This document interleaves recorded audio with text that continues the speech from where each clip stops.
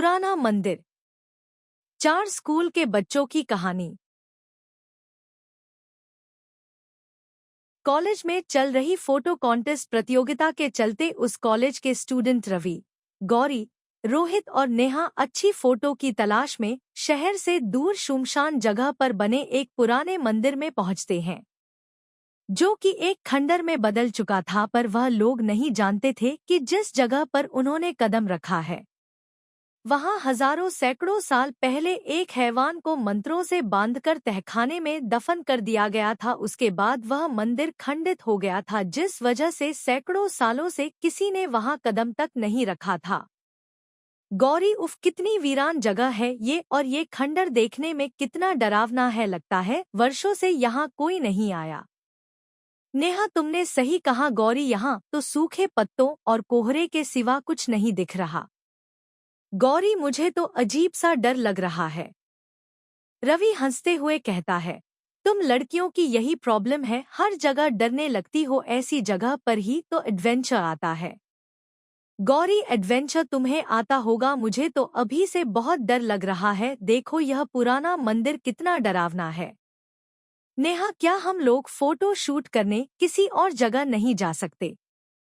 रोहित, तुम्हें अंदर नहीं जाना है तो तुम बाहर इंतजार करो, नहीं तो अपना मुंह बंद रखो।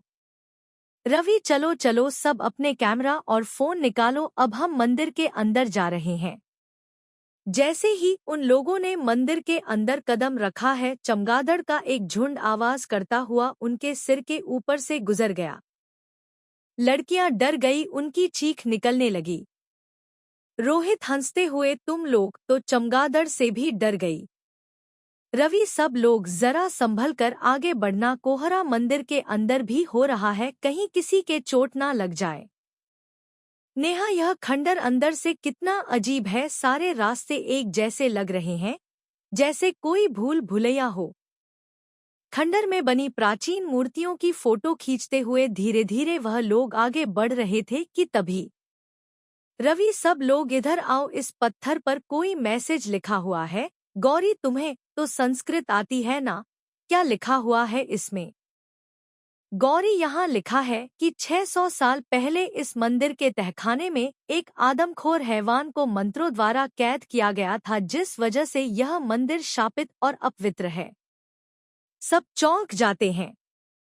नेहा, क्या कहा? मुझे तो पहले से ही यह जगह भूतिया लग रही थी, मेरा कहना मानो, सब लोग वापस चलो। नेहा की बात सुनते ही सब डर गए।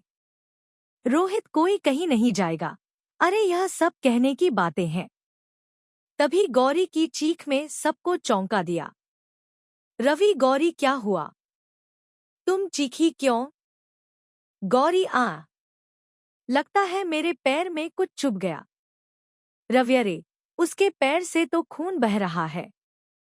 जिस जगह गौरी के चोट लगी थी उस जगह के नीचे एक तहखाना था। गौरी के पैर से निकलता खून तहखाने के अंदर टपकने लगा, जिससे सैकड़ों साल से सोया हैवान जाग उठा। नेहा, अरे यह चारों तरफ इतना कोहरा कैसे बढ़ गया, कुछ दिखाई नहीं दे रहा। तभी अचानक तहखाने का दरवाजा खुल गया और 2 भयानक हाथ जख्मी गौरी के पैर पकड़कर अंदर खींच लेते हैं। गौरी की चीखें मंदिर में गूंज गई। रवि, अरे यह गौरी कहाँ गई, उसके चीखने की आवाज यहीं से आई थी। रोहित, रवि, मुझे लगता है यहाँ कुछ गड़बड़ है, हमें वापस चलना होगा, पर पहले गौरी को ढूंढो। डर की वजह से सबके दिल जोर जोर से धड़क रहे थे। गौरी कहीं भी नजर नहीं आ रही थी। नेहा, कहीं ऐसा तो नहीं कि उस पत्थर पर लिखी बात सच हो और यहाँ आकर हमने बहुत बड़ी गलती कर दी हो?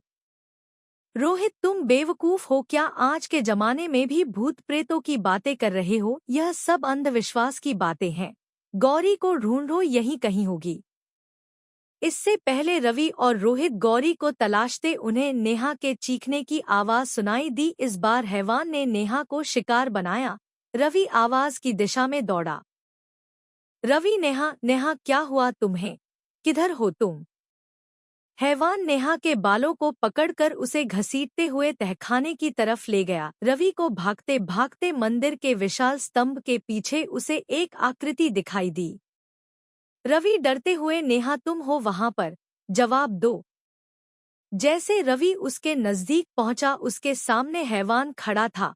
उसका भयानक चेहरा देखकर उसकी रूह कांप गई। इससे पहले रवि संभल पाता, हैवान ने उसके गले को अपने हाथों से दबोच लिया और उसे वही खाने लगा। रवि की चीख निकल गई।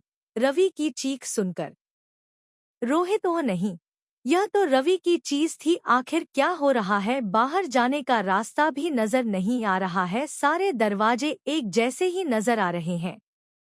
एक एक करके वह हैवान का निवाला बन चुके थे। रोहित भी भागते भागते थक चुका था, पर उसे बाहर जाने का रास्ता नहीं मिल रहा था कि तभी वह हैवान रोहित के सामने आ गया।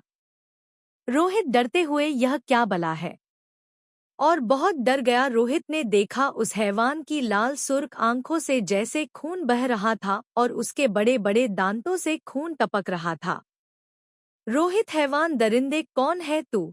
तूने मेरे दोस्तों के साथ क्या करा? मैं तुझे जिंदा नहीं छोड़ूंगा। हैवान धीरे धीरे कदमों से रोहित की ओर बढ़ने लगा। अपनी तरफ बढ़ते देख रोहित अपने पास पड़े बड़े बड़े पत्थर उठाकर फेंकने लगा, पर उस हैवान पर कोई असर नहीं पड़ रहा था। अचानक रोहित को तहखाने का रास्ता दिखा और वह नीचे की ओर भागा। तहखाने में पहुंचकर रोहित को तीनों दोस्तों की लाशें दिखाई दी। रोहित, हे भगवान!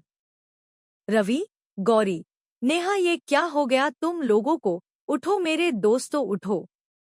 रोहित तहखाने में एक बड़े पत्थर के पीछे छुप गया। तभी उसे कुछ आहट सुनाई दी। रोहित, हे भगवान! ये हैवान दरिंदा यहाँ भी आ गया, अब मैं क्या करूं? तभी रोहित की नजर तहखाने में बनी दीवार के चित्र पर पड़ी। रोहित, ओ, इसका मतलब इस हैवान की जान इसके दिल पर वार करने से जाएगी। रोहित ने तुरंत अपने आसपास निगाहें दौड़ाई तो उसे एक भाला जैसी बनी नुकीली लकड़ी दिखाई दी। रोहित ने उसे तुरंत उठा लिया। रोहित, आज मैं इस खूनी हैवान को जिंदा नहीं छोड़ूंगा, इसने मेरे दोस्तों को मारा है। इतने में ही रोहित हैवान पर हमला करने गया तो हैवान ने उसकी गर्दन पकड़कर हवा में उठा लिया। रोहित बहुत कोशिश करते हुए हाथ में पकड़ी लकड़ी से हैवान की आंख फोड़ दी। हैवान दर्द के मारे झटपटाने लगा। रोहित ने मौका देकर दूसरी आंख पर भी वार कर दिया। हैवान चीखने लगा। हैवान के चीखने से मंदिर की दीवारें हिलने लगी। इससे पहले रोहित हैवान के दिल पर वार करता है, हैवान ने रोहित का हाथ पकड़कर उसका हाथ तोड़ दिया। पर रोहित ने हिम्मत नहीं हारी। उसने लकड़ी दूसरे हाथ में पकड़ ली और पूरी ताकत से हैवान के सीने पर वार किया कर दिया। रोहित, ये ले शैतान, अब मर। हैवान की खौफनाक चीख से पुराने मंदिर का कोना कोना कांप उठा। रोहित तेजी से सीढ़ियों पर भागने लगा, मगर ऊपर पहुंचने की लाख कोशिश करने के बाद भी रोहित वहीं तहखाने में पहुंच जाता था। रोहित, क्या मुसीबत है? उसके हाथ से खून निकलकर तहखाने में गिरने लगा। इससे पहले रोहित संभल पाता, रोहित के पीछे से दो हाथों ने रोहित को पकड़कर खा जाता है। इस तरह रोहित बचाओ मुझे चीखते चीखते मर जाता है। आखिरकार रोहित भी हैवान का निवाला बन गया और उस मंदिर में पहले जैसा सन्नाटा बसर गया। Please like, share and subscribe.